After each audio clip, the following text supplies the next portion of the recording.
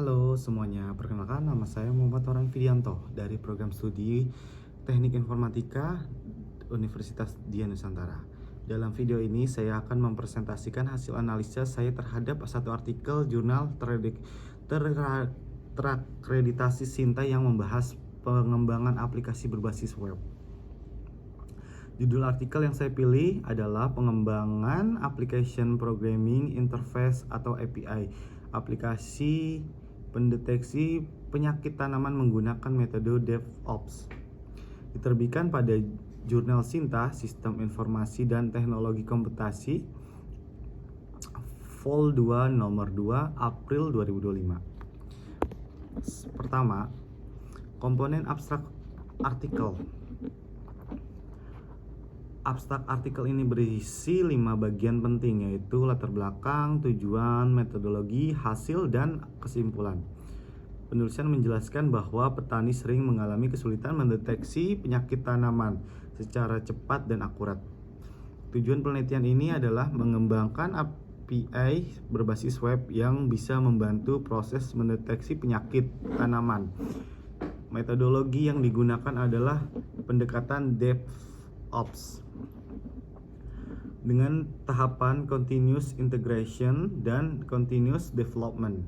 Hasilnya API berhasil dikembangkan dan menjadi mengidentifikasi penyakit tanaman dengan baik serta mudah diintegrasikan ke berbagai aplikasi lain. Menurut saya, abstrak ini sudah cukup mencakup seluruh inti dari artikel dan sangat jelas dan ringkas. Kedua, komponen latar belakang artikel. Pada bagian latar belakang, penulis menjelaskan masalah utama di bagian pertanian, yaitu rendahnya kemampuan petani dalam menganalisa penyakit tanaman. Penulis juga menyoroti pentingnya digitalisasi pertanian dan meluaskan beberapa penelitian sebelumnya yang menggunakan teknologi machine learning untuk deteksi penyakit. Dari uraian ini, kita bisa melihat bahwa penelitian ini sangat relevan dan memiliki urgensi tinggi. Menurut saya, latar belakangnya membantu pembaca memahami konteks masalah dan alasan kenapa solusi berbasis teknologi dibutuhkan. Ketiga, komponen metodologi artikel. Metodologi penelitian ini menggunakan pendekatan Research and Development atau R&D dengan integrasi metode DevOps. Tahapan yang dilakukan meliputi 1. Analisa kebutuhan API, 2. Perancangan endpoint dan database, 3. Implementasi dan framework Flash, 4. Integrasi pipeline DevOps menggunakan GitLab CI atau CD, 5. Pengujian dan development ke server cloud. Data yang digunakan berasal dari dataset Plant Village dan hasil diuji dengan parameter akurasi serta waktu respon. Menurut saya, metodologinya sudah sangat jelas dan relevan dengan tujuan penelitiannya. 4. Tempat publikasi dan gaya sitasi. Artikel ini dipublikasi di Jurnal Sinta, Sistem Informasi dan Teknologi Komputasi, yang terindeks Sinta 4 edisi April 2025. Biaya publikasi untuk jurnal ini sekitar 300 sampai 500 rupiah per artikel dan batas plagiasinya maksimal 20% berdasarkan hasil Turnitin.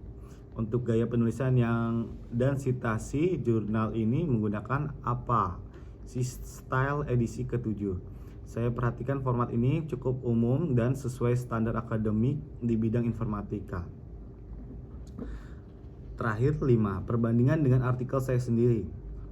Saya membandingkan artikel tersebut dengan karya saya sendiri yang berjudul Sistem Monitoring dan Infografis Sistem Pasien berbasis web. Struktur artikel jurnal jauh lebih lengkap dan konsisten dengan format ilmiah, sementara artikel saya masih perlu perbaikan di bagian metodologi dan tinjau dan pustaka. Khususnya saya perlu menuliskan tahapan penelitian secara lebih sistematis, memperkuat referensi dari jurnal Sinta, serta menggunakan gaya citasi apa generasi ketujuh agar sesuai standar publikasi. Selain itu, abstrak saya juga bisa disusun lebih padat namun tetap mencakup latar belakang, tujuan, metode, hasil, dan kesimpulan. Sebagai kesimpulan, artikel jurnal yang saya analisa memiliki struktur penulisan yang baik dan metodologi yang kuat. Dari proses ini, saya belajar bagaimana menulis artikel ilmiah dengan gaya akademik yang lebih rapi, serta memahami pentingnya konsistensi antara isi, metode, dan tujuan. Sekian presentasi dari saya. Wassalamualaikum warahmatullahi wabarakatuh. Terima kasih.